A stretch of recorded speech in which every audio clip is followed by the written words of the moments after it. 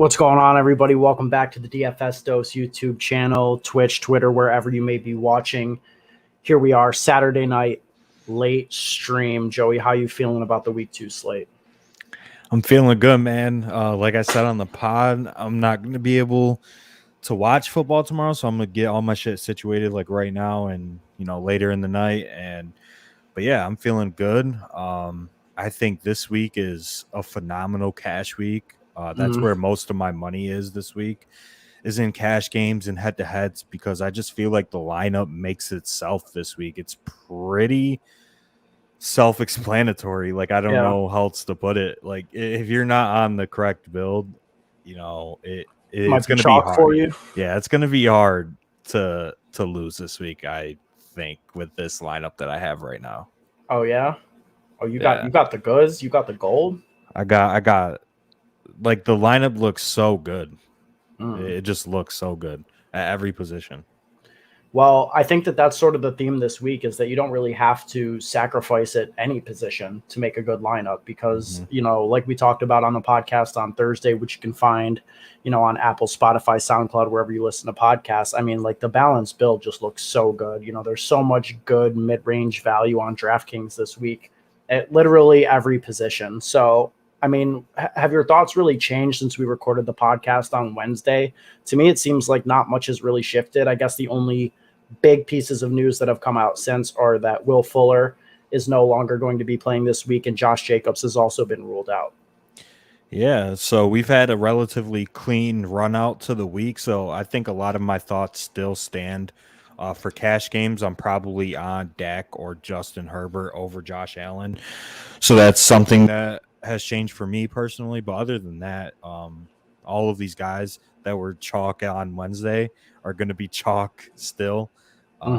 Kenyon Drake was looking like he was going to get some ownership, but doesn't seem like he will be too heavily owned, and I think it's a good spot for him to just rack up a lot of catches, since the Raiders will probably be behind in this game. So I don't mind going there in tournaments, especially with no ownership on him, which I thought there was. But other than that, there's nothing's happened this week. Like, I feel like the podcast is still what I think.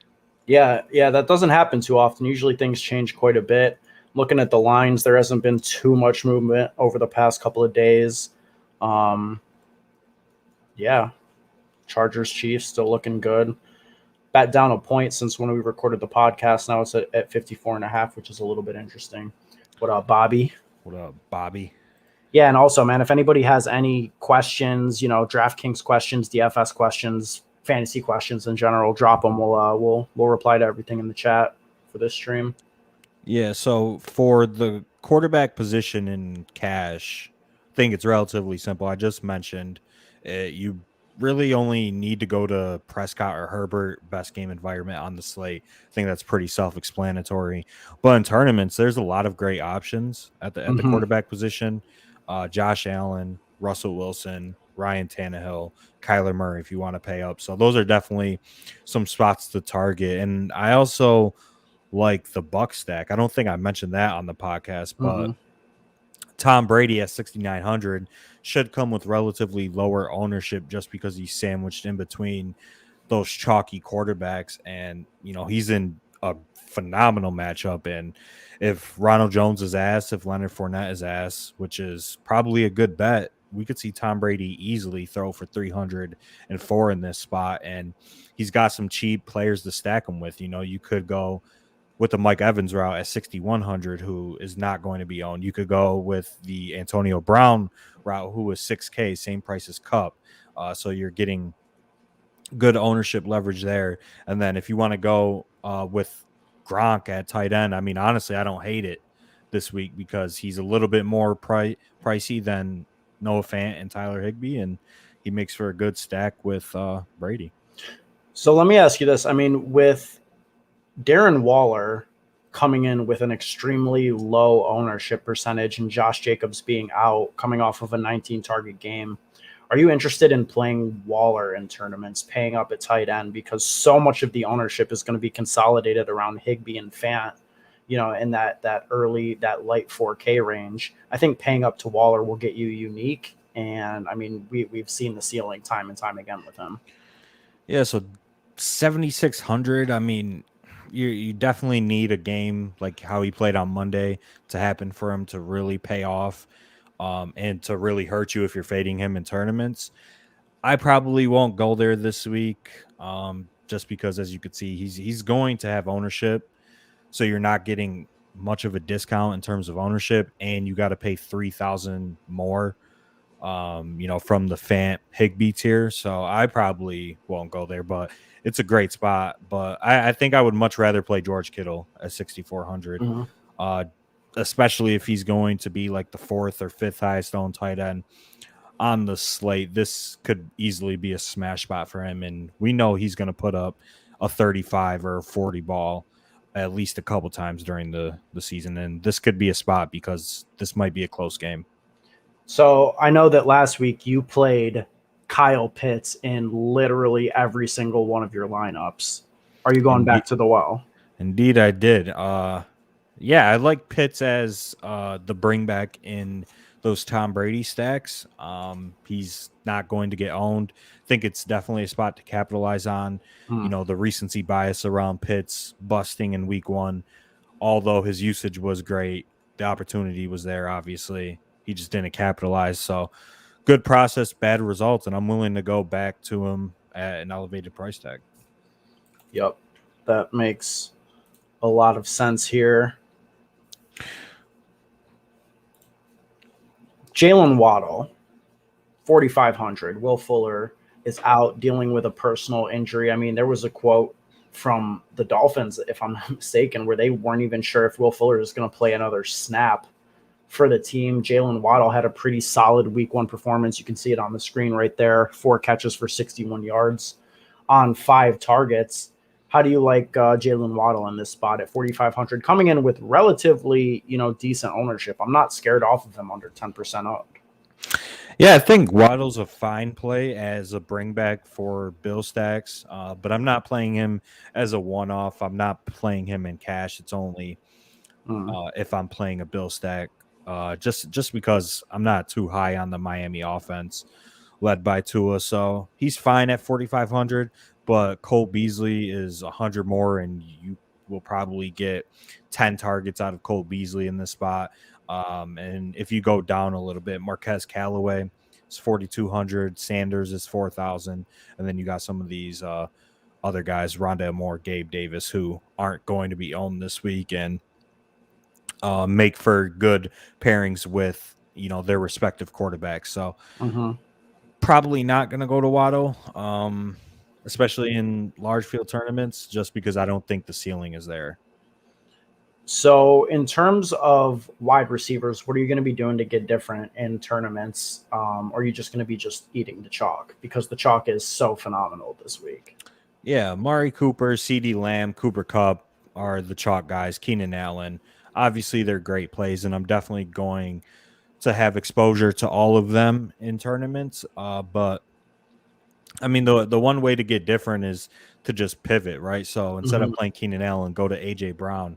In a similar game environment to Dallas and LA, there's some shootout potential there and, some back and forth potential in a paced up game. So I liked stacking Tennessee, going back to that, unless they're just total shit now. Who knows? I actually do really like the Russ stack as well. And, I don't think anybody's going to play Tyler Lockett or DK Metcalf this week. I wouldn't double stack it just because it's expensive as hell. But 7,600 for DK Metcalf, we know the ceiling that he presents on a weekly basis. I mean, God, this is a guy that could smash the slate at any given moment. So I definitely like these top guys, and it's easy to pivot to them away from Keenan Allen. But God, these guys are such great plays, man. It's going to be hard to fade them. They really are. And, for the ownership discrepancy you're getting, the game environments aren't that better. I mean, Seattle actually has a higher implied team total than both LA and Dallas, which I think is not reflected in ownership. So that's a good pivot for sure. Damian Harris or Naheem Hines, DK GPP. So I think that's a good question because I think both are definitely viable this week. Damian Harris, I think he'll see 20 plus touches again. He's 5,400. It's just hard to play Harris on a full PPR site just because the target opportunity, isn't going to be great in a weekly basis. I mean, he had 3 targets last week, which I mean is okay, and 2 catches. But this is kind of the stat line you need him to get, and add a touchdown in there for him to really pay off. And then Naheem Hines is 4,700 in a better game environment. Great role out of the backfield last week, 9 attempts, 6 catches, so 15 touches, 8 targets for Hines. I think I would lean Hines in this spot, but it depends on the GPP though. If you're talking Millie Maker, play Hines. I If agree. You're single entry, I think you don't need to play either. Or 3 max. I don't think you need to play either. But if you're going like play action tournament or Millie Maker or something crazy, go Naheem Hines. Yeah, I definitely agree with that.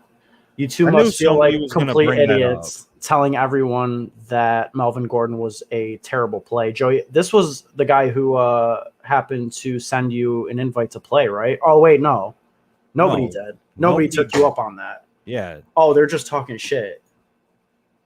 Yeah. Oh, that's right, because you put it up, right? I put it up and told everybody to send me a head-to-head and play Melvin Gordon. Our username's right here. And I also didn't get an invite, which is weird. Super strange. The thing is yes, Melvin Gordon got there, but the usage wasn't good, and it took him to get a 75-yard touchdown with 3 minutes left in the game to really bust it open. And yeah, he did win somebody $1 million. I knew somebody was going to comment that, and I didn't act like I was right about Melvin Gordon. I'm just like, the process tells you he wasn't a good play. He played less snaps than Devonte Williams. Yeah, he got out-touched by a rookie who was cheaper than him on Draftkings. Because you luck boxed into a 70-yard touchdown doesn't make it a good play. They can't see that, though. It's the when we're talking about just our process, I'm not playing a running back that's not going to catch passes, that's losing a majority of snaps to another running back and just hoping on banking a late touchdown. Like you got the process or the results. Yeah, you got there, but look at these crybaby. Well, I'm not justifying. He smashed. I took my L. I took it as soon as that happened. Nobody played me though. That's the thing, because I know if you would have played me with Melvin Gordon, you would have lost in a head-to-head. Because I know the lineup would have been ass. Because you were playing Melvin Gordon. And Ben, I mean, you could throw I'll pull it up again. You could send me an invite. I'll add more money into this balance. If you want to come in here and talk shit, I'm taking the L, Jimmy. I'm sitting here on the stream taking the L. I take the L on Melvin Gordon in week 1, but I stand by my process. Yeah, exactly. But I mean, I'm sure that this time they'll actually send you an invite to play. Instead of just hiding behind the keyboard. I'm absolutely sure. OS thanks and says, what's your preferred DST on DK considering price? I mean, it sounds crazy, but I actually like the mid-range at defense too. I like the Saints and I like the Steelers. I think they both are standout plays. Saints, Steelers are going to be chalky. Browns, rightfully so. I mean, they're playing Houston. Tyrod Taylor, one of the more, sack-prone quarterbacks out there. So I like these defenses, but we know with defense, there's just so much variance and anything can happen that, I wouldn't just eat the chalk at defense, especially in the low range. Like you could see right here, the Jets are projected to be the highest known defense on the slate just because they're 2,200, and most people are going to go there in cash games because they're cheap and nobody's going to play the Vikings or Falcons or Texans, right? But I'm not willingly taking a 0 or a 1 or a 2 anymore. Yeah, that's definitely, I'm done with those. That's days. fair. Yeah, that's a fact. I'll pay 200 more, and right now I'll say the Eagles defense are in my cash lineup, so I'll pay 200 more for a better defense. It's just that simple. That's how I'm approaching cash. Yeah, I mean, I like it. What do we got? We got Jimmy G traveling across the country, face the Philly D. I mean, that seems like a pretty good spot. Yeah, so just with defense in general, you're just going to want to stay away from the chalk is what I would say. Nah, got it from your mom's house. These people in the comments are ruthless tonight. Facts. Cole Beasley or OJ Osborne, DKGPP, considering Osborne is 800 cheaper, lets you pay up at defense. I don't know. How do you feel about that? I think I leaned Cole, to be honest. Yeah, I would lean Cole over Osborne. Just attached to a better quarterback, a better offense, more target opportunity potential, and I'm not sacrificing projection to get up to a defense. Yeah, that's a fact. That's a fact. Detective Dirty, Gordon got lucky. Yeah, I mean, you could say that. Obviously, it takes skill to run for a 75-yard touchdown, right? Like, I'm not taking that away from him because big plays are part of the game, but he had 8 points, 7 points up until that run, 10 maybe. I don't know how many he had. I think that gave him a touchdown, the yards, and the 100-yard bonus with one run with that last run with 2 or 3 minutes left in the game. So, I mean, that's just running hotter than the sun. Yeah, they suck. These two are losers who don't win. Actually, if you want to check out our 2020 results, you could check that out. We post our results every single year. Winning player. Let me pull up this history. Oh yeah. How'd it go last week for 110, 150, 50, 10. And then I won 100% of my head-to-heads, which nobody would have played me in. I won 100% of my head-to-heads last week on Draftkings for cash games. So, I mean, do you want to go to the next page and see? Just so I'm not lying. Just keep going. Just keep going. I see a lot of green, bro. I see a lot of green. That's a lot. How do you feel about Devonte Smith against the banged up Niners D? I love it. And also one of the things that Joey talked about on the podcast is going to Jalen Hurts, who's vastly underpriced, but getting looked over. But I mean, God, this dude is in such a good spot. He's cheaper than Hurts. He's cheaper. I'm sorry. He's cheaper than Herbert, cheaper than Dak. And he's going to go completely under owned. Dude has like a 60-yard rushing floor on a week-to-week basis.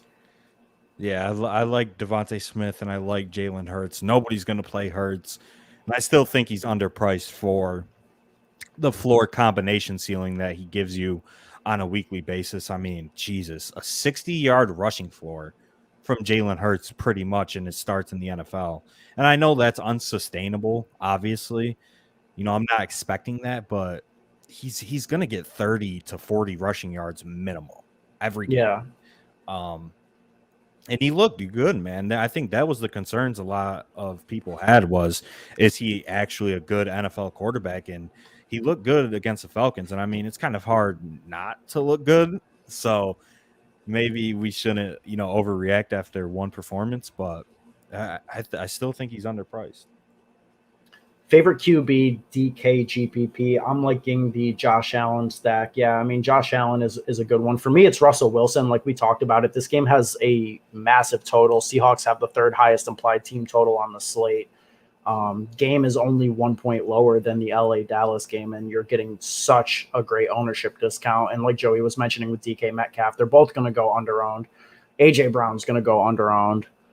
Anthony Ferkser's questionable for this game. We could see, targets consolidate even tighter around Julio and AJ Brown. I'm all in on stacking that game up, and I even like the other side of it. I like the Tannehill side. I mean, what's Tannehill going to be like 3, 4, 5% owned? Like God. Mm-hmm. Just to answer your other question, OS, where do you get those ownership percentages? These are from the Roto Grinders extension that you can download on Chrome, and if you're a premium subscriber, you can activate like their tools, and it gives you ownership percentage, their fantasy points or whatever.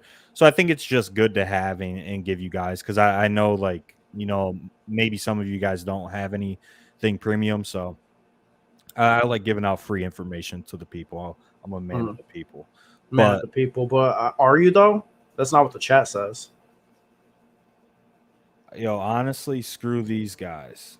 I watch a lot of DFS shows. Then why are you in the comments? That's what Right. I don't understand. Is people hate, but they will still comment. They will Right. still watch. Hey, I'll take it, bro. That's the thing that people don't understand is that like in terms of algorithms and like the internet, like a dislike is the same as a like. Like a comment doesn't matter what you're saying; it's a comment. So like, keep your comment, homie. Yeah, like, And also, wait, it's just funny. What's Like, that we're on? not mad. What's that on the screen? Oh, Yeah, that's our username. Send them. yes. If we're terrible and we suck and we're losers and we don't know what we're talking about, play us in DraftKings head to heads. Any amount of money you want, please do it. You guys have a lot of haters. Wow. You must not be very good. Yo, listen, haters gonna hate, ain'ters gonna ain't. All right. Yeah, turn it off if you don't like the picks. If you don't like the picks, yeah. Facts. Or just keep commenting. I'll take just that. watch. Yeah, just keep watching. Just keep watching. Drop the comments. Yeah, I appreciate it. You're sitting at home. I know we're getting away from this, but I have to address it because I'm never going into somebody's YouTube or whatever Twitch and typing hate comments. Like, first of all, like, what are you doing? You're sitting at home on a Saturday night. You're not getting any bitches. You're not making any money. You're sitting on YouTube watching us talk about DraftKings. So please reevaluate your life first before you come at us. And our DraftKings usernames are on the screen. If you want to play us, yeah, come get the smoke. Come, like, screw us. What up? How you doing, buddy? Not too bad. Doing great, actually. If you want to play us, just I'm 25. play us in DraftKings and put your money up. I just have to say this because people, like, I know a lot of other content providers, they won't address any of these comments, but we don't care. If you come at us with hate, we're gonna respond. I'm petty. I'll respond. I mean, these dudes are just trolling though. Like, they're not actually playing DraftKings. They're just here to troll. So we could just get rid of them. I'll block them and we can move on. Hell no, bro. I think I'm me. Only thing I ever have been. We're not trying to be any other service. We're trying to be the DFS dose. That's a fact. What do you guys think about Najee Harris this week as the chalk play? I don't think most people watch the game. We all understand he had 100% of snaps, but that is not sustainable, and he was bad. Look, I mean, I am not a talent evaluator. I'm the first to say it. Like, I am going to play a running back who's not leaving the field, especially in cash games. You know what I mean? Like the opportunity far supersedes the talent, in my opinion, especially in cash. Like in tournaments, I think you can definitely get away from him. I think there's a lot of good plays in that range, Joey. I mean, we talked about some of the other strong running back plays. I like Chris Carson. I like Zeke Elliott. Damian Harris, somebody mentioned in the chat, I think is pretty good. McCaffrey, like you can pay up to get different this week. I don't think you have to eat the Najee chalk in tournaments, but I do enjoy him as a cash play. I think he's super solid.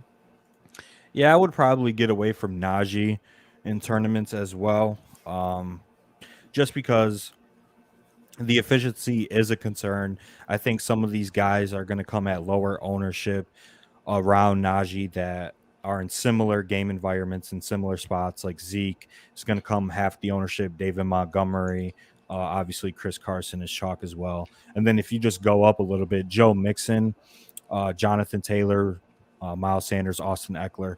I like these guys as well. If you want to pay up from Najee to one of these guys, I mean, if Austin Eckler comes in, at 13% and Najee comes in at 25, I'll take that discount all day. Yeah, I mean, Eckler especially, God, like he's in such a good spot. He's great leverage off of the Herbert passing game chalk. I mean, he's part of the Herbert passing game, but he's good leverage off of Keenan if he just eats some targets. And I know people are turned off by the 0-catch game in week 1, but that happened last year too. And I think that we have a big enough sample size to know how big of a threat that Austin Eckler is in the passing game. Diggs, Gesicki, or Lamb Cook? Definitely. For DFS or redraft? That's a fair question. For DFS, it's Oh, Lamb Cook. well, tight end. No, it wouldn't be for redraft. I'm stupid.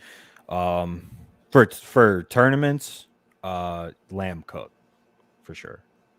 All form. I mean, I'm not playing Gesicki. I'm sorry. Yeah, you don't have to play Gesicki when Fant and Higbee are $100 and $200 more on this slate. And I just don't think Gesicki has a large enough role in this offense to be a consistent producer. He was fine in best ball just because he's going to have a couple spike weeks here and there, and you don't have to pick and choose when to play him. But in a format like DraftKings, obviously, where you got to pick the best players, Gesicki's probably like the 15th best tight end play on this slate. I don't understand the question. Oh, yeah. No. I was just asking if that was redraft, and then I said that was stupid of me to ask. Yeah, definitely. Definitely the Cooper Cook or the Lamb Cook side for me. Yeah. And then I think one of the best tournament plays at wide receiver is Mike Williams, who RotoGrinders has projected for 8%. Right now, he's 6,100, and he's, just another guy that's sandwiched in between multiple chalk players. So his ownership is going to get depressed, and it allows you to get a piece of the game that everybody's playing, but at, a half of the ownership. So I love Mike Williams. I would make tournament lineups where I play Mike Williams and Keenan Allen and Justin Herbert. I would play tournament lineups where I'm just playing Mike Williams and, CD Lamb as a little mini correlation right there. And this week, and I know some other sites talked about it, but this is a great late swap week as well. There's a ton of options in the 4 o'clock games, with pretty much the 4 best games being at 4 o'clock, right? For fantasy purposes. So you can easily swap off your lineups and just plug in some of these other guys if you're behind in cash or head-to-heads. And then on DraftKings, you can stack games early and, swap to the chalk late if your lineups are banging. If they're not banging, you could swap off the chalk and play some contrarian players late. So there's a lot of flexibility this week with late swap, which you should be utilizing if you want to be a better DraftKings player in general. Like I late swapped last week on accident, but I ended up running really good with that. And, just the more information you have, it's plus EV to make a swap, right? You know how a lot of lineups fared and how a lot of players performed. That's a fact. Okay, thank you. Also, do you think Hunt could be sneaky? Seems to get a lot of red zone work. I like it, especially because, what's the line in this game? It's like 12.5, right? Yeah. 13. 13, God. So I could definitely see them not running Chubb different 30. Point. Yeah, point differential 30 or 13. Yeah. So, I think that if they're up, and they should be up in this spot, that's what Vegas is projecting, then I think that they could definitely utilize Hunt. And to the red zone work point, definitely he was top 10 in the NFL last year in red zone carries. He had 3 in week 1. So yeah, he could definitely get there for sure. I like Hunt, but it definitely would be a large field only type of play. Like at 5,800, he's not a value. So you're just, you're paying up to be contrarian essentially. Like you get a better median projection in Damian Harris for cheaper. Yeah, and Darrell Henderson, who's 100 less. Definitely Henderson, yeah. Kareem Hunt is probably just a large field GPP play for me, but his touch projection should increase with this game against Houston. Like they don't need to run Nick Chubb 25 times. Yeah, they should be winning in this game. Kareem Hunt should get work, so I don't hate him as like a one-off in a large field lineup, but I'm not going to have crazy exposure to I'm not going to have crazy exposure to Kareem Hunt. Thoughts on Chase, Edmonds, and Cash, Joey? What do you think about Edmonds this week in Cash? Edmonds is my son. I love Chase Edmonds. What do you have? 16 touches last week. Solid floor, I think, for Chase Edmonds in terms of receptions, and it's another great game for the Cardinals. In cash, I don't think you need to go there, but I don't hate it if you want to pay down at one of your running back spots and maybe pay up for Kamara or pay up for another top wide receiver. But my cash lineup right now that I have 4 wide receivers in my cash lineup and 2 running backs. So I don't hate Chase Edmonds. I really don't. I think he's a great play on full PPR sites. So. And for what it's worth, the Vikings are pretty banged up this week on defense. They're going to be without Anthony Barr and Everson Griffin. So that's, I don't hate that. I mean, I like all pieces of the Cardinals this week. Normal league for my flex: Marvin Jones, Mike Davis, or Marquis Brown or Valdez-Scantling. See, for me, I'm actually in the same situation, not the Jones-Davis part, but I've got Marquise Brown. He's questionable for this game, and this is the Sunday night game, so I think you have to have a little bit of flexibility in case he gets ruled out, right? So Marquise Brown for me, definitely just for the game environment, even though the Chiefs are pretty locked down when it comes to, holding down other teams' opposing wide receivers, but I mean, just for the game environment, I would be going Marquise Brown in that spot. And since you have MVS who plays on Monday night, you have a safe pivot in case he does get ruled out late. So MVS for me. Do you agree with that?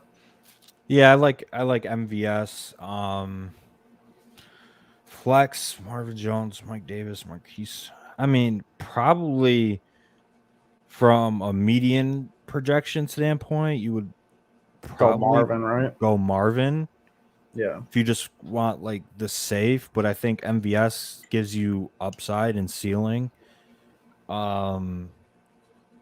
Mike Davis, I mean, it's hard not to start a player you drafted in, I'm assuming like the 5th or 6th round, but the matchup is brutal. And I think this is one of the only times that I would not play a player because of the matchup, because nobody's going to run against Tampa Bay, right? Like the game plan should be to just throw against the Bucks. You just can't run. So I don't know. It's hard to sit a player you drafted in the 5th round, but the matchup isn't there. So I would lean Marvin or MVS personally. If I was playing, I would probably start Marvin Jones. All right. If I had to make that decision. What is cash? Is it head to head? I could pull this up on the screen for you. So you could see right here that my undrafted contests or tournaments, large guaranteed prize pool, multi-entry, and this is cash games. So yeah, head to heads. So you can see I have a lot of $1, a lot of $2, and then double ups are cash games, and that's kind of where floor matters more. You want your guys to have a good projection, and you also need ceiling, like you need upside. But they got a little sneak peek at my cash line.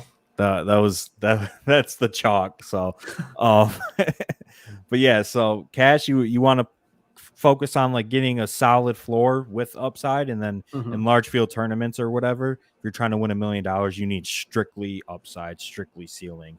Like, because if you score 50 points, like who cares? The goal is to win $1 million. And yeah. So, and technically, cash is anything that's defined as, anything where roughly 50% of the field wins. So like in a head to head, half of the field wins, it's you or the other person. And a double up, it's like something like 45% because, 45%. DK's got to get the rake, but at the same time, it's roughly 50%. So yeah, like Joey said, you're prioritizing a little bit of floor in there. Just real quick for Jackson, I can't trust people who say they are literally never wrong. First of all, please send me the clip. Yeah, pull up the clip. Never said that a day in my life. We never said that, because we're going to be wrong more than we're right, because that's just fantasy. Yeah. But we're outlining our process and the way we're approaching these slates and these players. But we are going to be wrong more than we are right, and that's fantasy football. Like you don't know. It's a high variance game that we're all playing, and we're just trying to make the best decisions possible. And I feel like our process gives us the best chance to, win on a weekly basis, especially in Draftkings. So yeah, we never claim to be literally never wrong. Like, we're going to be wrong more than we're right. And that's just the name of the game. And that goes for every tout that you might listen to or whatever. And they'll all acknowledge that too. So that's a fact. Deuces. Yeah, like we never claim to be right. We don't have the answers. Yeah, that's cap. We're just trying to figure the puzzle out. That's a good way. We're just trying to figure the puzzle out, and streaming helps us finalize our thoughts and put out some good lineups. But back to this comment: Cup, Lamb, and Allen and Cash. Everybody in here wants to know. I'll give you a freebie, just one. I am playing 2 of those 3 in cash. 2 out of 3. I'm not going to say which 2. I bet I could guess. I haven't seen your lineup, but I bet I could guess which one you're not playing. Which one? Because it's the same one that I'm not playing. Which one? Cooper Kupp. I think Cooper Kupp is the odd man out. I agree with that 100%. I think that people are just really confident, and we talked about this on the podcast as well, that because Cooper Kupp was the dominant, target leader, he had the touchdown, he was the most productive wide receiver for Stafford, especially in like an island game, the first Sunday night football game, everybody saw it, that's the way it's going to be every single week. And, that could easily, and it probably will multiple times this year, shift towards Robert Woods on a given week and back to Kupp. So like, I like Kupp, but at high ownership, I'm not going there in tournaments. And I just don't believe that the floor is quite as high as what we saw, because again, it could go to Robert Woods in any given week. So Kupp isn't a bad play. That's not what I'm saying. I'm just saying compared to Allen and Lamb, I don't think that they're necessarily in the same tier at all, really. Yeah, and no, like you definitely can play Kupp in cash. Like he's a phenomenal play. He is. Great play. I love Kupp this week. And I mean, I'm going to have exposure in tournaments just because I think it is a good spot. I think he's the clear-cut number 1 target even after 1 week. And I think it's always been Kupp over Woods, just in terms of the pecking order, even with Goff there. So I love Kupp. Don't get us wrong. He's a great play. Just for me, the way the build works out, you have to pay down at one of the wide receiver spots, in my opinion. Mm-hmm. That's how I'm constructing my lineup, is I have to pay down, obviously, at defense, pay down at tight end to one of the 4K guys, and pay down to a wide receiver in the 4Ks is how I'm constructing my lineup. And I personally feel like that's optimal. You might not feel, if you're watching, you might not feel like you want to do that, and that's fine. But that's how I'm approaching it this week. Is one of my wide receiver spots is going to be a 4K wide receiver. Mm-hmm. And if you just want to touch on it real quick, I mean, I think the standout plays in the 4 to 5K range, there's 3 of them. You got Sanders at 4K, you got Cole Beasley at 46, or you have Jamar Chase at 5,000. And I think a lot of people are going to go to one of those 3. And probably the dudes, or probably Sanders and Jamar Chase, are the guys that could have relatively decent ownership, but they're not going to be chalk. I agree. Yep. I agree with everything you said there. Eagles defense, they have crushed versus San Francisco a few times. Jimmy G is prone to turnovers. Yeah, we talked about that a little earlier. I definitely like Eagles D. Joey said that he likes Eagles D as well. I mean, one of the spots that you traditionally want to target is West Coast teams traveling east, and that's what we've got right here. It's just it lines up well, and they're very cheap at 2,400. I mean, I don't love the fact that there's probably not going to be a lot of passing games, which we want to see because it creates dropbacks, which is opportunities for sacks as well as turnovers with interceptions. But even still, Jimmy G could easily throw 2 picks in this spot. Yeah, easily, right? He's not that great of a quarterback. Just the concern is, like you said, how many times is he actually going to drop back, because it could end up being like 15 times if the Niners come out and take an early lead. And then that would obviously limit the upside of the Eagles defense, but their defensive line is good enough to create pressure against the Niners offensive line.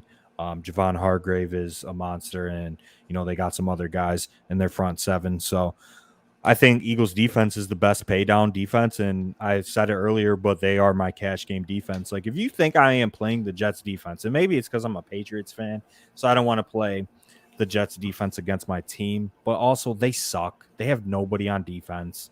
Why am I going to save $200 and play a worse defense and potentially take a 0 in a spot that I think the Jets are just going to get rolled in this spot? So you think so? I with mean, a rookie quarterback on the road. but Bill Belichick, he's the Oh, true. GOAT. He's the GOAT against rookie quarterbacks, opposing rookie quarterbacks. That's facts. That's facts. I mean, also the Jets have like a bottom 5 defense, so yeah, I'm definitely not playing them cash. What do you think on any potential moves? Josh Allen, Kamara, Swift, Cooks, Debo, Jared Cook, Marvin Jones, Suckup, Mike Davis, Lindsey, MVS, Marquise Brown. I don't even know who Akue is. Who is that? Jameis Winston. I mean, your starting lineup is pretty fire. I like it. Yeah. I mean, you're really just lacking at wide receiver. Potential moves would be trade Mike Davis. You don't really need him when you have Kamara and Swift. I mean, I guess he's a pretty solid RB3, so maybe not. But if you could get a good wide receiver for Mike Davis, that's the type of move I would make. Like, maybe double up like a Davis and Marquise Brown type of situation and pull a nice wide receiver. I think that would be pretty optimal for that type of team. Yeah, that's probably the direction I would lean into, is potentially looking into moving Mike Davis and try and get a upside wide receiver. I don't know who would be available in your league, especially in a 14-man league, where depth is, you kind of need it to win, especially in a 17-game season, 16-game fantasy season now.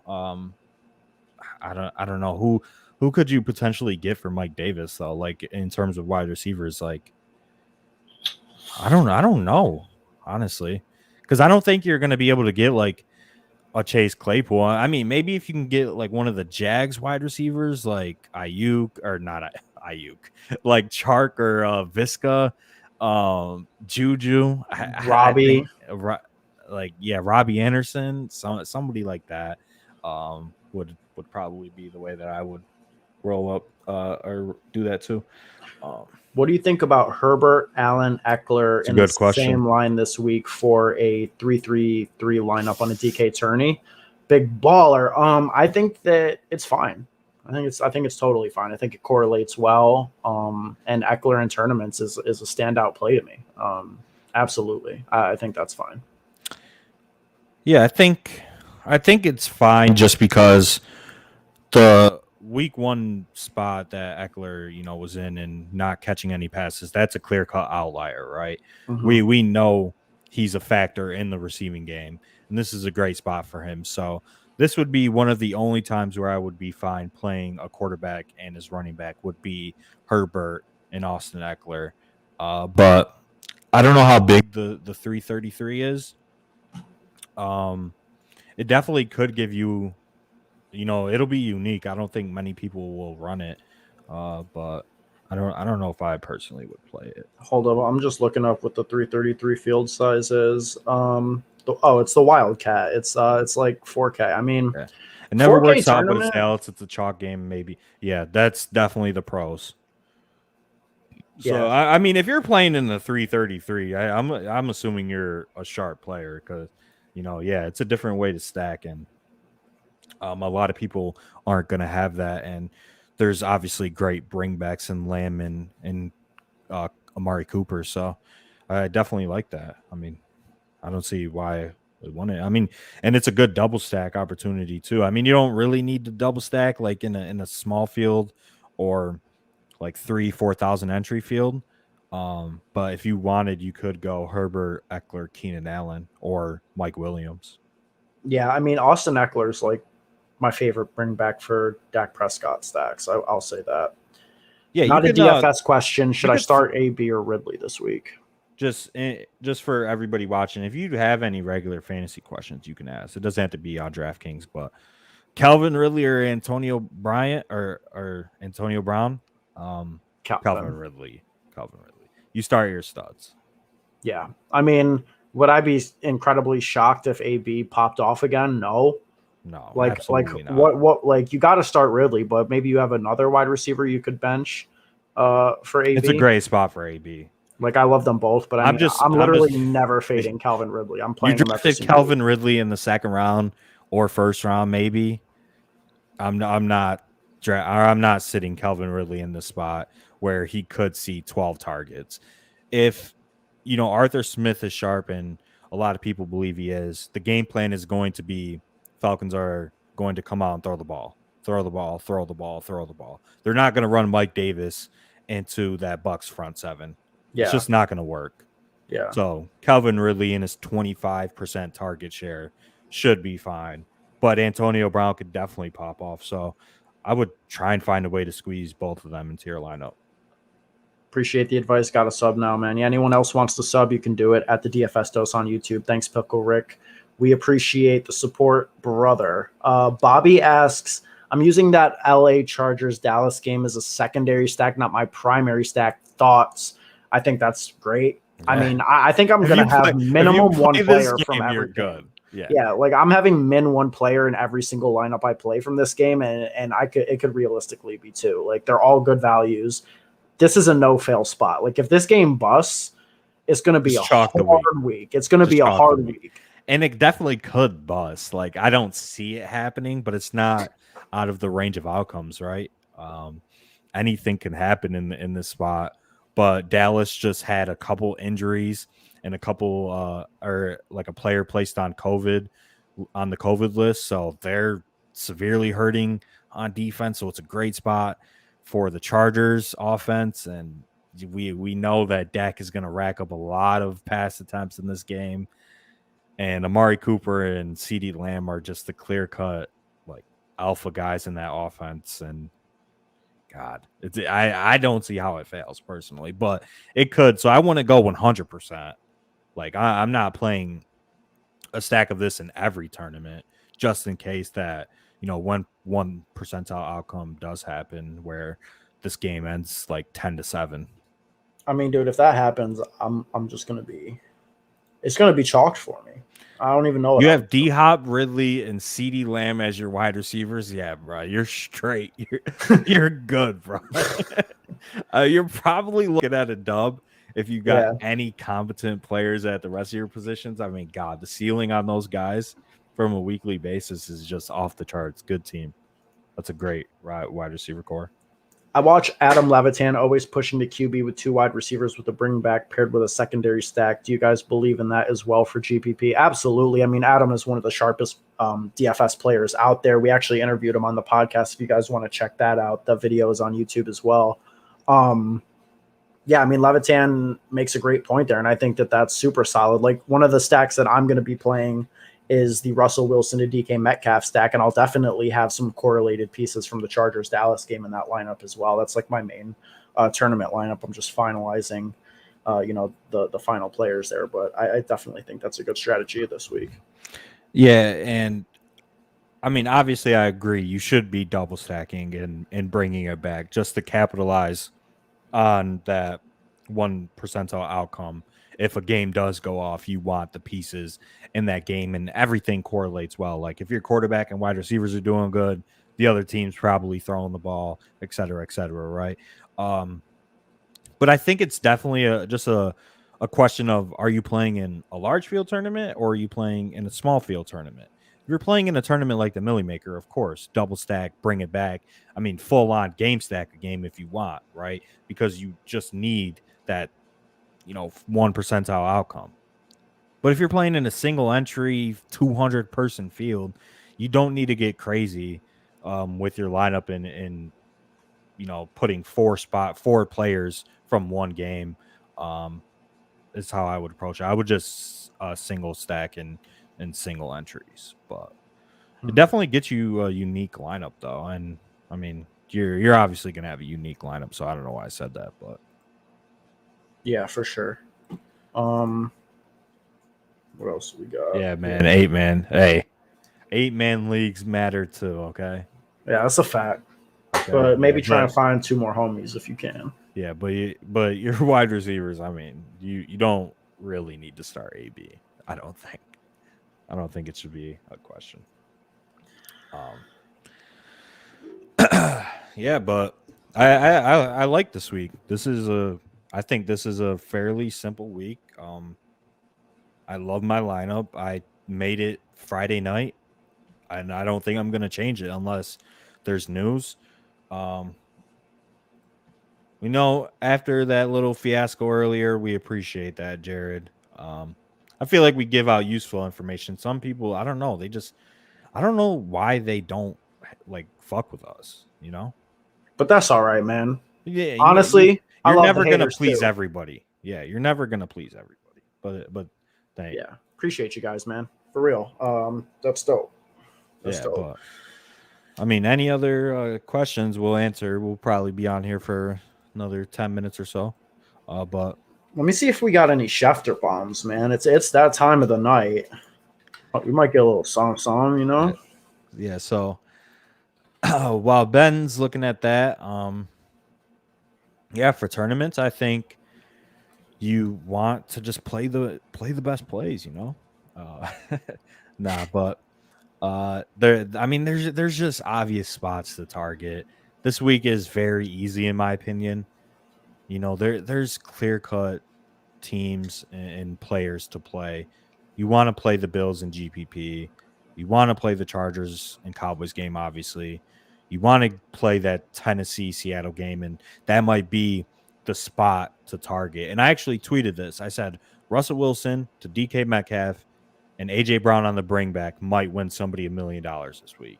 And I truly believe it. I think that game is the game.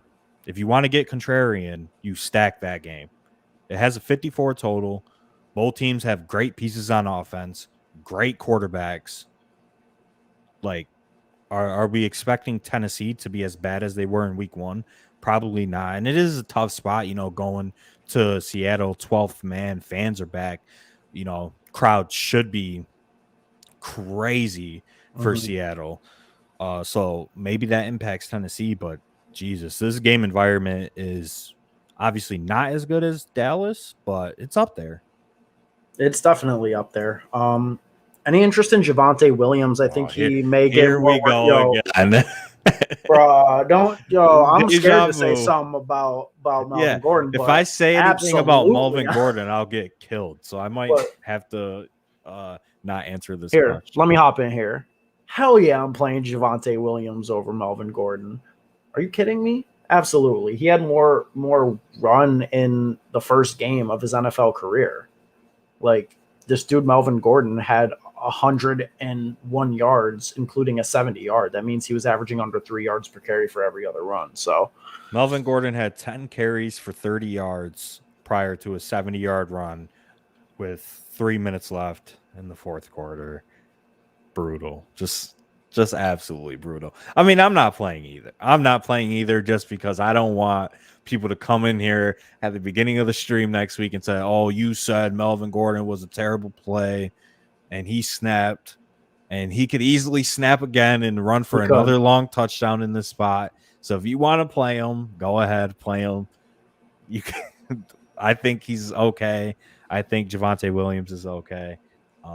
Yeah, I prefer Javonte. I'll say it. Are you guys running 3 running backs in cash or 4 wide receivers this week? I think Ben and we haven't really talked much because we both been busy, but personally, I am running 4 wide receivers, but I think Ben is running 3 running backs, if I'm not mistaken. I'm not finalized yet. I really haven't made my my final lineup yet. I was playing with the 3 running back build, but I could definitely see myself going wide receiver. Like, you don't have to pay that much more to get so much more upside, like off of the Darrell Hendersons of the world, to get up to like Cooper as a wide receiver. I mean, yeah. I think I'm probably going to end up on the 4 wide receiver build.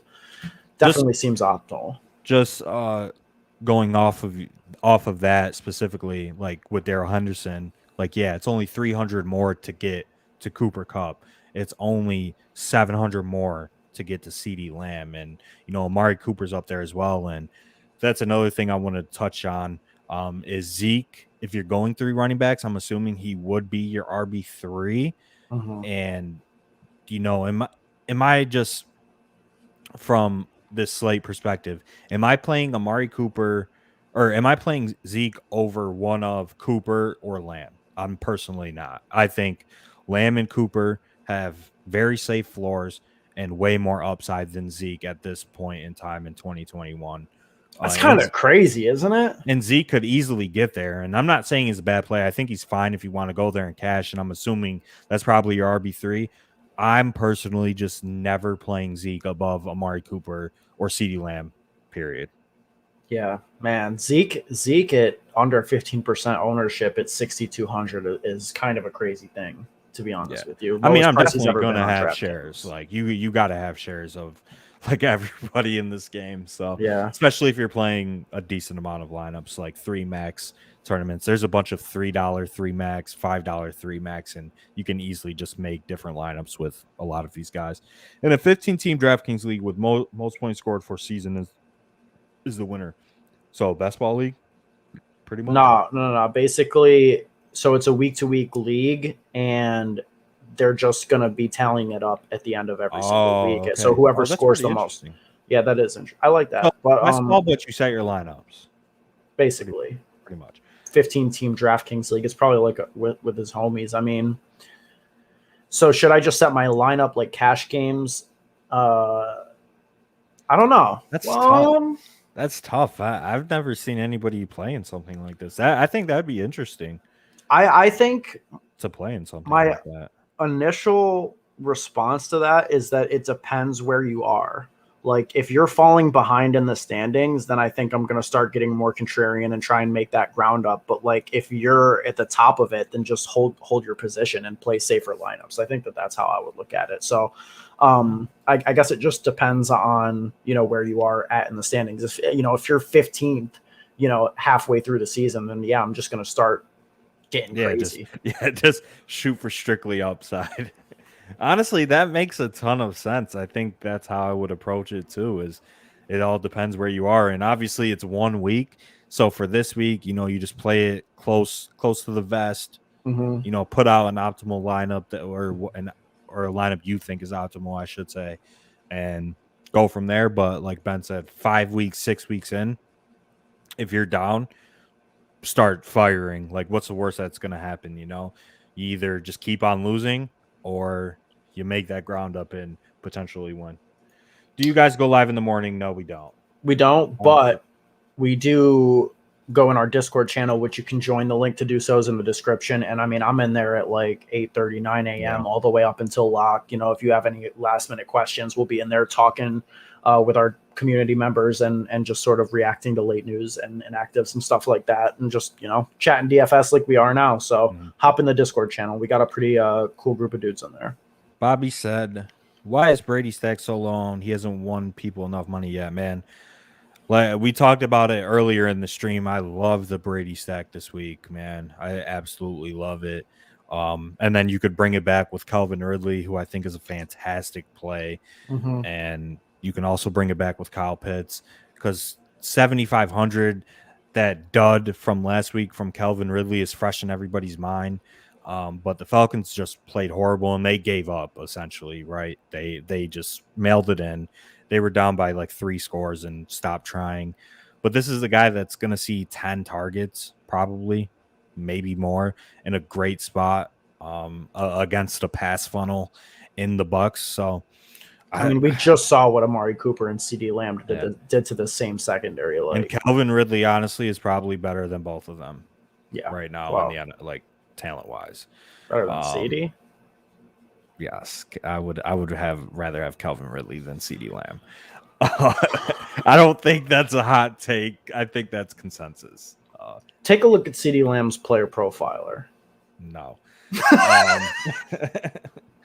Yeah, Falcons, great stack, top tier. Nobody's gonna play them. I mean, this is a great spot. The only thing, because it's just people. Now it's 2021. It's ingrained rushing upside. Tom Brady obviously doesn't give that to you, but if he gives you 303 or 304, he could be up there in the tournament winners. Hines or Drake this week. We kind of talked about that earlier, I think, right? No, that was Hines and Damian Harris. Hines 47, Kenyon. That's tough. I like in cash Drake. In cash Drake and tournaments Hines. Yep, that's where I was gonna go. But I also think that game is more stackable. The Rams game is a little bit more stackable than this Steelers game. So I don't know. I like getting some game stacks in with Hines. He's a good bring back for your Cooper Cup exposure. Sean, shout out. That's Philly. Shout out to him. Yeah. Are you guys on Great any guy. Saints receiving options in tournaments? Yeah, Alvin Kamara. He's the true alpha. Yeah, Alvin Kamara is a great tournament play, 8,800. And then Marquez Callaway, it's kind of the same thing with Ridley. The dud is fresh in people's minds. Him only getting, one catch, and he's 4,200, so he got a price increase. And, is his role different than it was last week? No. He has the same role. He probably has the same target projection if you're looking on Roto Grinders or ETR or wherever for your projections. Nobody's going to play him. He's going to bust when he's chalk, and he's going to snap when he's not chalk, and he's not chalk this week. So yeah, I really like Marquez Callaway. I like Callaway a lot this week. I really fucking do. I'm not I wasn't on him much last week just because of the ownership, but 2% Roto Grinders has, as you could see. Wow, and he played on 84%. Nothing's changed. That's the thing, is this is an overreaction, and maybe it's because of the build as well, and I think that's probably it. But still, overreaction to the dud, and his role is still the same. So, yeah, definitely right there with you. And I'm going to be trying to get a little contrarian with some pay up for CMC squads, and Callaway's a great bring back for that, I think. Yeah. So, pretty nice guy. I'm pretty new to you if has my first season play. Can you guys explain the difference between cash and tournaments? Yeah, man. So cash games is, a game mode where 45 to 50% of the field cashes, but you don't get any extra money for like finishing at the top of the contest, right? So if you play in a $10 double up, let's just make it easy. It's 500 entries, top 250 win. You don't make any extra money finishing in 250th or first, right? So you don't need to shoot for first. You just need a solid, optimal lineup in terms of projections. In tournaments, where all of the money is up top, so you need to come in second. You need to come in first. You're going to be a losing player. Or you're not going to... Okay, let me rephrase that. You're going to lose more than you win in tournaments. But it's all about capitalizing on when you have that tournament winner, right? That one lineup. And that comes from just focusing on ceiling with projections, obviously, and figuring out ways how to get different, how to get leverage, which is, something that we try and focus on the podcast. So I think that's how I would explain it is. Yeah. Tournaments, money up top, cash, 50% win. Yep. Solid explanation there. I would say if anybody has any more questions, get it in now before we hop off for the evening. Got to get a nice rest in to get up and smash this slate tomorrow. So just to show Nick here. So with the Millie Maker, you have 22%, or so it pays 23%, right? And 22% of the field wins. But in the cash game, 50% of the field wins. So that's what I was explaining. And then you see here, you come in 11th in a 265,000 player contest, and you're only winning $7,000. Like, yeah, obviously, who's not going to take 7Gs? Like 7Gs would help me out right now. Like, just whatever. Like it's going to help a lot of people out. Like, so I'm not trying to diminish anything about winning 7Gs. But God, you put out a fantastic lineup, finish top 11, top 12, and you only get paid out $7,000. But first gets 1 million. Like, look at the difference. First place, as you can see in the Roto Grinders extension, it's one of my favorite features. Shows like the payout breakdown, 22% to first. That's an egregious payout structure. Yeah, and obviously, you're playing this knowing that, right? So it's all about knowing what contests you're playing into and how to construct your lineups for each specific contest. So that's why when you ask players, you should just put cash or GPP when you comment. So we just know. And for large field tournaments like this, like you got to get different. You're not going to win playing chalk ever. There will be a week or two where it happens, but it's mainly not going to win. Stacking better for cash or tournaments, just because you want the added correlation and the ceiling outcome if that game explodes. Yep. Do you guys play in the Millie Maker at all? I do not. Joey does. Yeah, I gotta draft my team actually. Yeah, I'm only playing one lineup though this week. I usually play more, especially in the $20 one. But like I said, I'm not gonna be around tomorrow, so I'm just playing a little bit lighter than I normally would for this week, and hopefully I just bank a single bullet. That would be That would dope. be lit. That would be lit. But You'd this is a you'd terrible have to buy your girl contest. a nice birthday gift after that, Yeah. bro. Yep. Oh man, it's her birthday right now, so I'm gonna go chill with her after we hop off. But yeah, this is an egregious contest. 15% over or 15% rake, like terrible. How many lineups do have in the Wildcat? Not playing in the Wildcat personally. I'm not playing in the Wildcat either, but a tournament that I am playing, I'm actually playing in 3 different iterations of it this week, is the Double Spy, which is one of my favorites on DraftKings. I got 600 between those 3 entries. Just the way this week feels, I think the chalk is really strong, so I'm trying to play in smaller field tournaments where I can still bank with the chalk, so I don't have to play terrible lineups. But yeah. Yes. So right here is a contest where it's great, right? 9% or 10% rake, 1,100 entries. First 20K, $100 buy-in. This is a great contest. Min cash 1.5x. So these are the type of contests you want to be playing in. Obviously, you have to have a big bankroll and confidence in yourself to play in these tournaments. So if you are new, I don't know if I would recommend playing in those. I would just play in the low dollar joints. But I will say this for people who are just getting started, and if you are new, one of the best things that I learned in DraftKings and like being a player for a while now is that on Sunday mornings they always release smaller versions of nearly every tournament. So like the blind side, for example. Joey, can you search that up here on the screen real quick? Yeah. You can search it. You can type it in. Blindside, it's a $27 entry, right? So right now we see 3 versions of it.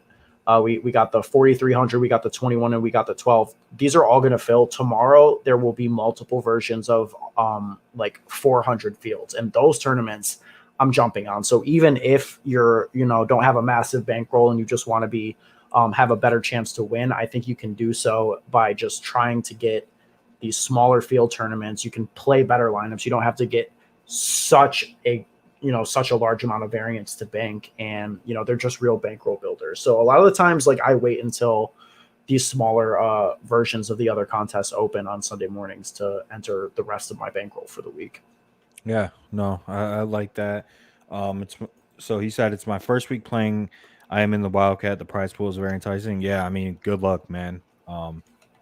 Wish I could play in it. It is a very good contest. It is.